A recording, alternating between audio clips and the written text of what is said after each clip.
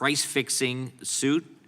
A press release from Berger Montague titled Plaintiffs in Elite University Price-Fixing Case Settled with Caltech and Johns Hopkins. And then also plaintiff's memorandum of law in support of their motion for class certification in the case of Corzo versus Brown. The gentlewoman from— Mr. Chairman, I just had one more, if I could. Oh, go ahead. It's just for one article entitled, Congressional Republicans' Budget Reconciliation Bill Imperils 4.4 million Pell Grant Recipients. Without objection. The gentlewoman from Vermont is now recognized. Thank you, Mr. Chair. We should be able to work together and find bipartisan solutions to this problem. I have 2 teenagers myself. They're starting to look at colleges. I've got sticker shock, as do most parents who go through this process. And I am really worried about all of the talented students who don't even apply, not just because of the tuition or the room and board, but simply the fees in order to apply. It's out of reach for so many families, and the astronomical costs mean working people do not have a fair shot at higher education. I think that is why we have been so vocal today about the cuts to the Pell Grant program. Everyone seems to agree that the high cost of college is a real problem in this country, but we can't seem to agree on how it is that we're gonna bring down tuition costs. This is the kind of things that Americans want us to be working on, to the point that my colleague was making here. They want us to come together and actually dig into the problem of how we solve this so that every student has an opportunity to go to college. But that's not actually why we're here today. It's so clear that that's not what this is actually about. Dr. Morgan, I'm so glad that you're here, and I thank you so much for your time. Can you, take us through sort of the crux of what it is that we're supposed to be doing here, which is unpacking all of this? What are the things that are driving these higher costs in education?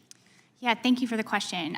It differs really by sector. There are a lot of varied factors that go into college costs, but it really differs by the type of institution and the type of business model.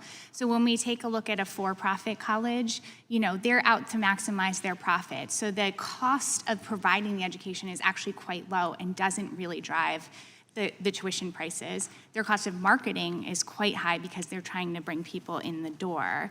When we think about state institutions and community colleges that are educating the majority of students who go to college in this country, studies have shown that the thing that is really driving their costs, or the cost of tuition, is state appropriations. And so that's why I've been quite focused on what federal and state aid, and local aid as well, is going to these colleges, and how what we do at the federal level impacts those state budgets. Because I think we are going to see a squeeze on state budgets that increases the price of tuition.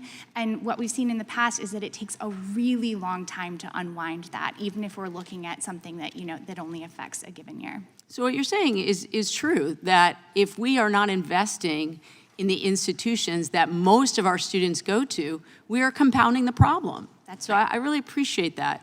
When we're talking about the affordability problem, are we talking about all institutions of higher education in the United States, or is it just the Ivies?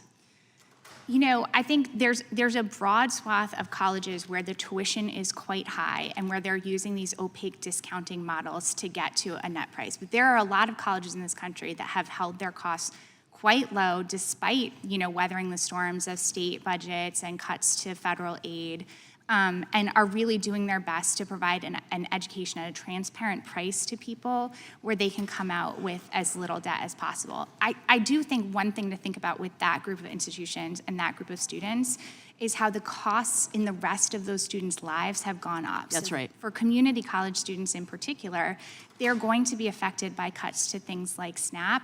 They're also affected by the impact of things like the tariffs and the cost of living increases that's driving for families. So for them, the whole package and their indebtedness to achieve an education is going to be higher because of all of the rising costs that we're seeing right now. I really appreciate that. It's a complicated problem.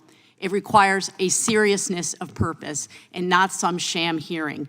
My Republican colleagues are not here to seriously investigate the problem of college affordability. They are here to advance Donald Trump's culture war against people and institutions that he doesn't like, and to go after anyone who remotely disagrees with him. He wants to continue to silence the opposition.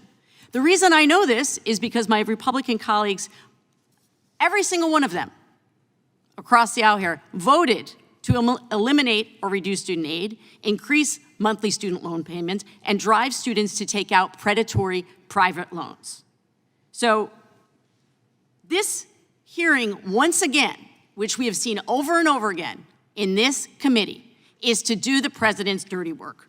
We have real work that we should be doing to support our students, but we are preoccupied with going after the president's supposed political enemies. It's a shame, and it's a disservice to our students across this country. I yield back. Gentlewoman yields back.